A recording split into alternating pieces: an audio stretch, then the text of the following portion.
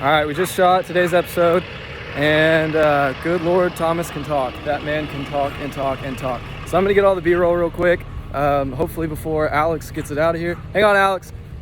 I gotta get B-roll and some behind the scenes. So, pretty good day. What's up, Alex? What's up? He's a big talker. But yeah, gonna get B-roll, and then I'll show y'all how I edit all this shit.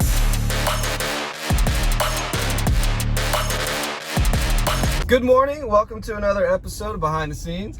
I was kind of hoping the sun would be up by now. It's 6:17 a.m.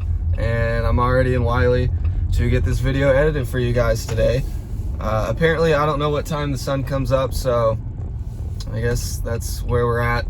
So if you can't see me, I'm sorry about that, but it is what it is, and I hope I don't get hit by this car.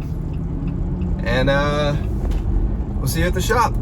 Psych, we're my house. So I'm going to kind of explain to you how I go about editing these videos. I guess we'll just kind of watch the whole thing. So I always start these videos out with something that's like catching.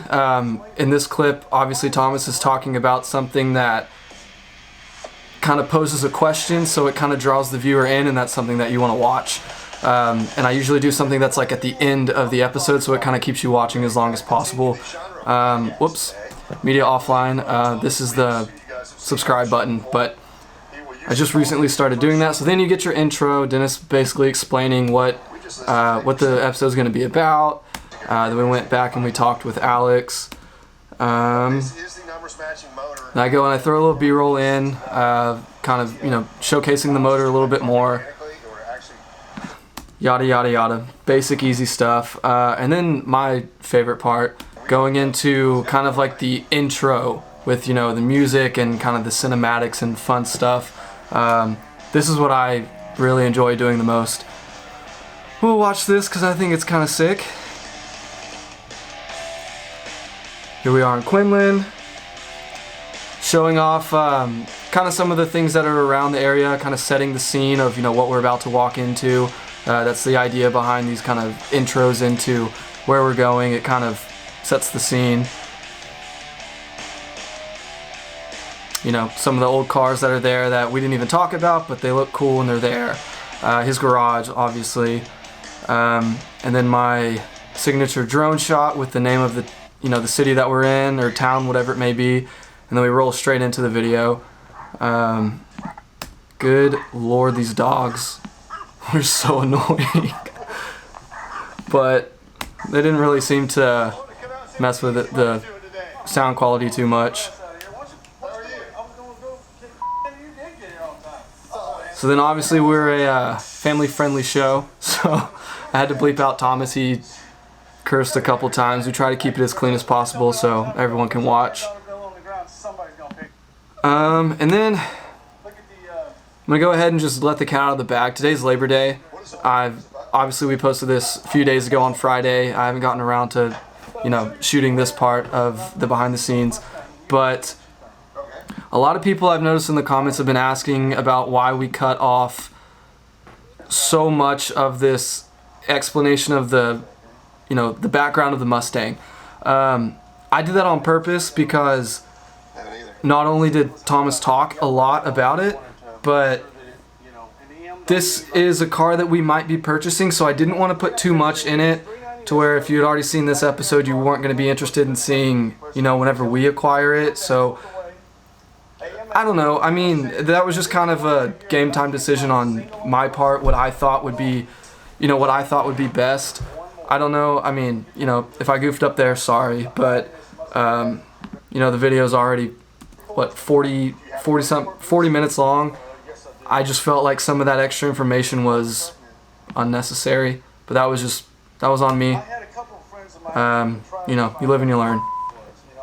If there's anything in the episode that it felt like someone may have gotten misconstrued or anything like that, we like to put the correct information on screen. In this case, Thomas said something wrong, so we corrected it on screen with text, which I don't think is anything bad, but we like to keep all the information as accurate as possible. I know crazy Pontiac guys there's been a few comments saying that, you know, here's two guys not even knowing what they're talking about, which is just simply not true. So whatever.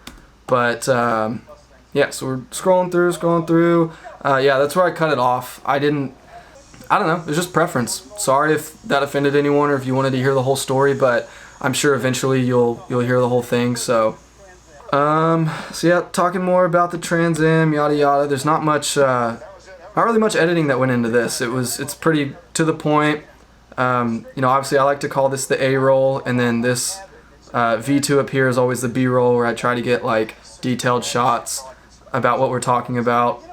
So generally whenever so I hop out of the truck and we shoot all of the A-roll immediately. Like, we pull up to location, we shoot the A-roll, everything is good to go, and then generally this actually works out really well whenever Dennis goes to make the actual number figure deal. And if you don't know why we don't show what we paid for the car, or what Dennis paid for the car, obviously I don't pay for it, I'm poor, but if you don't know why we don't show that, Dennis has actually addressed that a couple times in some past videos.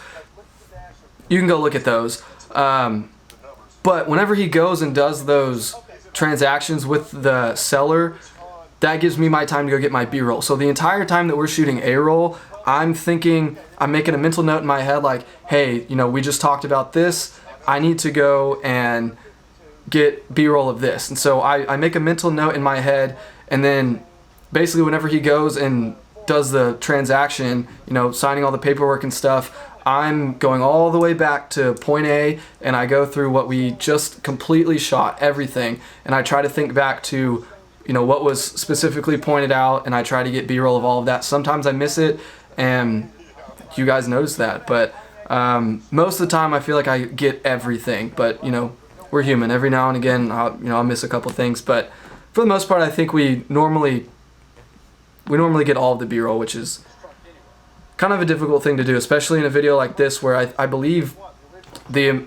original A-roll shot was like an hour and 15 minutes long. Like, from getting out of the truck when we pulled up to whenever this whole entire interaction was done. I think it was an hour and 15, an hour and 30 minutes that entire clip was. So as you can see here, this yellow one, as I'm going through and editing, I decide what I think is going to be the best intro, or, you know, the attention grabber at the very beginning before the coffee walk intro rolls in, and I'll just mark that a different color. So in this case I used yellow, so it was easy to pick out once I was done editing, and then I throw that in I throw it in the beginning of the video at the very end of editing, if that makes any sense.